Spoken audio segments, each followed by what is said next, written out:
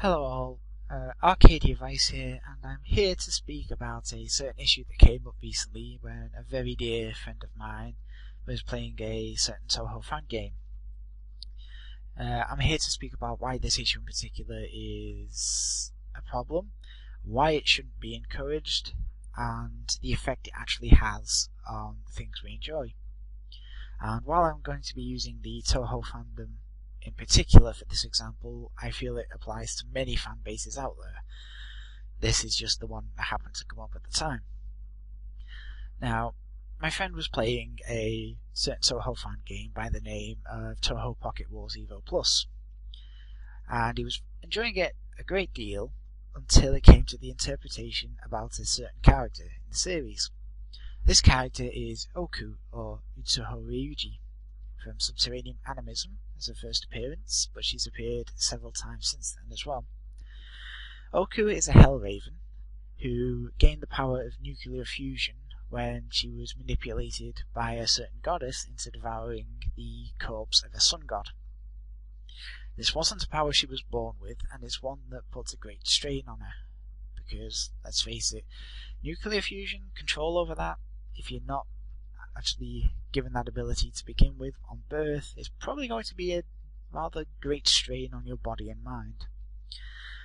And add to this that Oku happens to be a very childlike and innocent-minded character, and we've got quite an unstable character. She's a very nice girl, she wants to do what's right, but she's very easily manipulated, and her power tends to get out of her control at times. Now, the problem is, rather than see her this way, many of the louder voices of the fandom see her as a complete blithering idiot. This is a problem, and it's not a problem that she alone has. Many other characters, such as Cerno, Mystia, Rumia, Wriggle, and the like, also get plastered with this sort of they're just idiots sort of attitude, as seen with the infamous 9-ball / Baka meme, or meme, however you want to pronounce it, that Cerno was labelled with. Now, why is this a problem, you ask? Why am I asking about this? Because I feel it's a great injustice to the characters. They're very childlike characters, and would anyone who goes on about these memes go up to a school kid who's in elementary school or primary school or whatever your equivalent school is in your country and say, "You're an idiot, you can't learn anything"? No, we wouldn't, would we? Why? Because it'd be very unfair, because the child's still growing up, they've still got a lot to learn, and they've still got a lot ahead of them. So why is it okay to label very child-minded, very innocent characters in this the same way? Because that's what Oku and Cerno and all of them are. They may be older than most humans, but that's just how yokai age. It doesn't change the fact that mentally they're still children, and we shouldn't really treat them this way. The reason it's unfair is because fans of these characters then have to put up with this interpretation of them, and the said interpretation makes its way into games, both fan games and even official ones, as I'll now explain. In Toho Pocket Wars, your character ends up inside the world of Gensokyo after coming originally from ours, and gets involved in a series of incidents that spring up after a strange meteorite lands.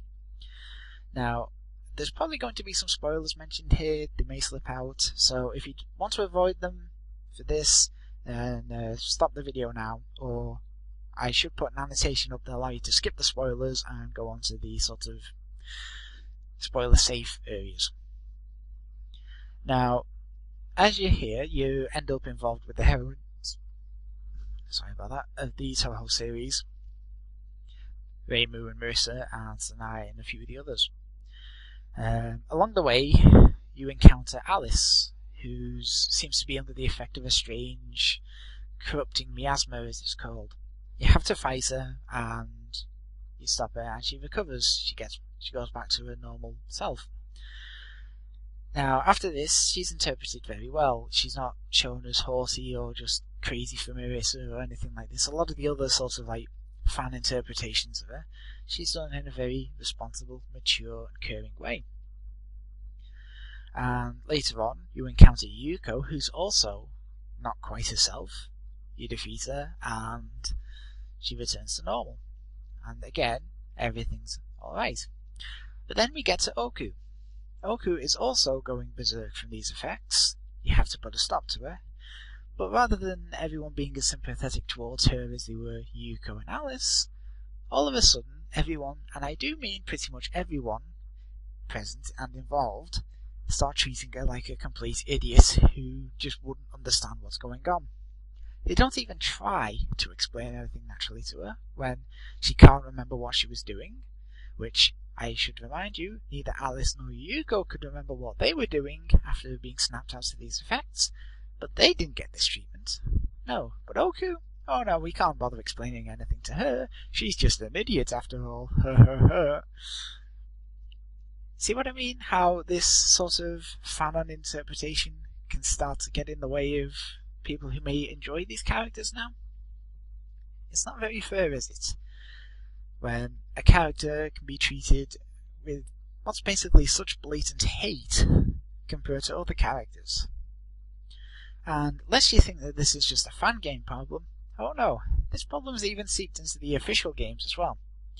In 12.3, formerly known as Unthinkable Natural Law until revealed that that was actually an incorrect translation, there's a scene where Sanai fights Utsuho, or Oku, if you prefer, and at one point literally calls her a bird brain. Yes, a bird brain. She basically calls her an idiot to her face and says that she serves a much higher power than she does, when Oku was serving said same higher power, just not realizing it, because she was manipulated into it.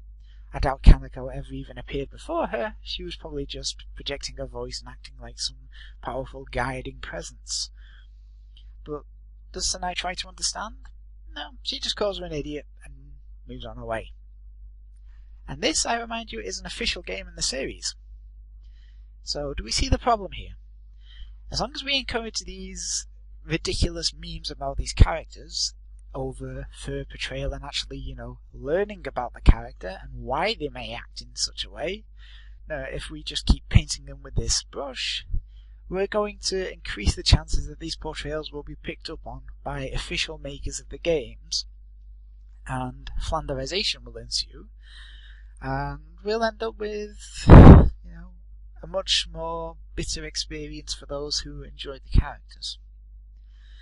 I hope that people will actually listen to this earnestly, and if you do and you have anything you want to say on the matter, comment on the video, maybe even post a video response of your own.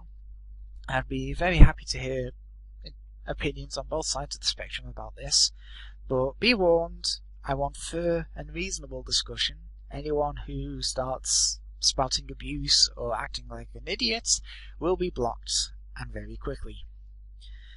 Thank you for listening, everyone. I hope that this reaches some ears, and maybe, hopefully, start encouraging a more balanced view of characters and fan bases in general. This is Arcadia Vice, signing out. Goodbye.